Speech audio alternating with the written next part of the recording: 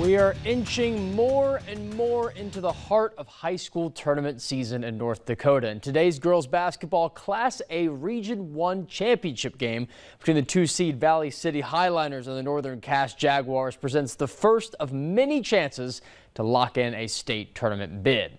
And the winner tonight earns a spot in that state tournament. Loser can still get in with state qualifiers tomorrow. As the Highliners looking to strike early, Tessa Olson with the turnaround jumper hits it. VC taking the first lead of the game 2-0, but the Jaguars are sprinting ahead. They're up 4-2. Hayden Crockett, who had 39 in the semifinals, passes out. Ball all tangled, no jump ball call. Addie Rust the deep two connecting.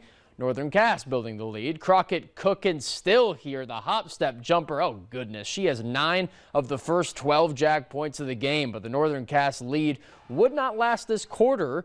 Drew Petratz hits the late three, take the lead at the end of the first frame. But Northern Cass bounces back after a 19-year drought. The 4-seeded Jaguars take the region crown 47-36 final. The Warroad Warriors up against the Proctor Hermantown Mirage in the Minnesota Class A Girls Hockey State Tournament at the XL Energy Center. And it's the Warriors getting on the board first in the opening period. Solid goal there to start, but nothing much in the second period, little in the third. But now we go to the Mirage on the power play. They take a skater off at 6-on-4. Long shot. It's in. Tie game with 40 seconds to go in regulation. What a shot for Proctor Hermantown. They force an overtime period. And now in overtime, Taylor Reese, close range, and she finishes. What a moment for her. She had the penalty to allow, or at least help allow, the tying goal.